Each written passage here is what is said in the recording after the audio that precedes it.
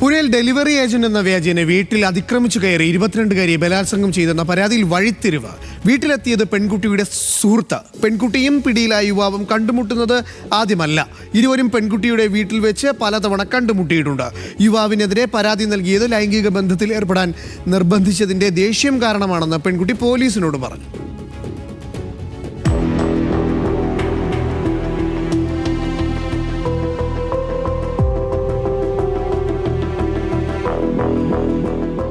വീട്ടിലെത്തിയത് അജ്ഞാതനല്ല.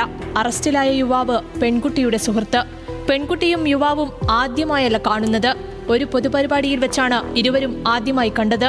തുടർന്ന് ഇരുവരും നല്ല സുഹൃത്തുക്കളായി.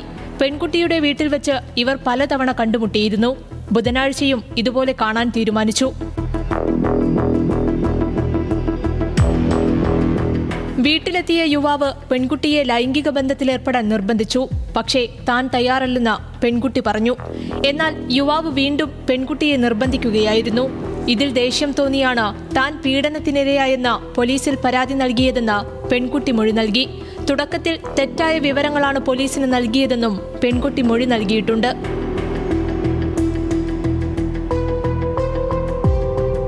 പാഴ്സൽ നൽകാനെന്ന വ്യാജേന ഫ്ളാറ്റിൽ അതിക്രമിച്ചു കയറിയ അജ്ഞാതൻ രാസവസ്തു ഉപയോഗിച്ച് ബോധരഹിതയാക്കി ബലാത്സംഗം ചെയ്തുവെന്നായിരുന്നു യുവതിയുടെ പരാതി. ചിത്രങ്ങൾ ഫോണിൽ പകർത്തി. പരാതി പറഞ്ഞാൽ ചിത്രങ്ങൾ പ്രചരിപ്പിക്കുമെന്ന് ഭീഷണിപ്പെടുത്തിയതായും യുവതി പരാതിയിൽ പറഞ്ഞിരുന്നു.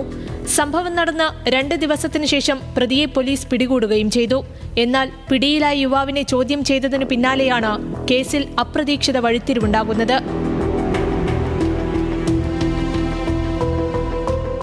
യുവാവിനൊപ്പം സെൽഫി എടുത്തതും ഭീഷണി സന്ദേശം എഴുതിയതും പെൺകുട്ടി തന്നെയാണെന്നാണ് പോലീസ് പറയുന്നത്.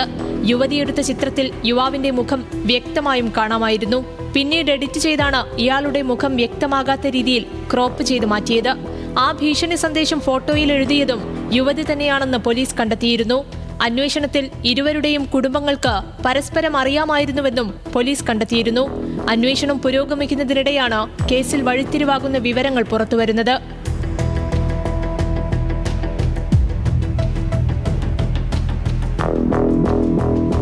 National desk news Malayalam.